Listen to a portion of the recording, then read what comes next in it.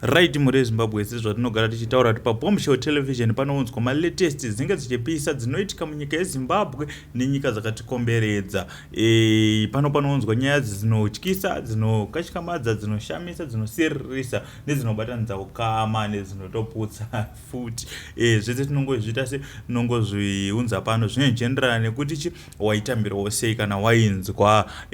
Ndisingakanganwa kuchingamidza vachangotanga kusvika pano nevatagara tiina tichingoti guys, you are welcome to our family. Kana usati wasubscribe ndonguva yacho, hapana chekumirira kusubscribe mahara uchinzwa malatest uchiita se uchiwana zvinenge zvichangobva kupost kupa Bombshell television. Nyaya ndayanayo nyaya inosirisa zvekuti kana neni ndakashikamadzika nayo.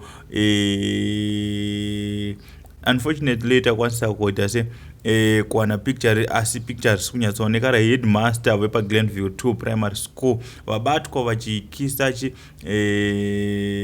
Mwana ari grade 6. Vachinzi avo vaita mbiri futi yekurova vana vanenge vane uniform isina kuita zvakanaka, inenge isina kukwana. Ine ndobva ndabvunza kuti mwana akauya kuchikoro ane uniform kana kuti ane bhutsu dziri dzekumba kuda kwake here kana kuti mubereki wanenge achitoita se anenge achishaya. Saka chinozoroverwa mwana chi kumudzosera kumba kutori nani kuti at least vabereki vazive kuti no, it's not allowed kwete kuzorova mwana. Asi nyaya iri kupisa ndeyekuti vakakisa mwana ari grade 6 ende zvinova ndizvo mazuva ano zvaikonzeresa kuti tawana macases akawanda emarepi ende macases ekurepwa kwevana kubatwa chibharo haasi kumboitika between age difference ari madika. Pari kuitika mahombe ega ega ekuti 64 years nemuna 13 years ende ndo pazvikubvira ipapo, nekuti zvinotanga zvichiita semafanizi uchitokisa kudaro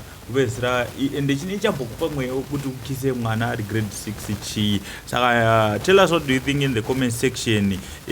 Thanks for watching. Ndo zvandanga ndinazvo muzuva ranhasi.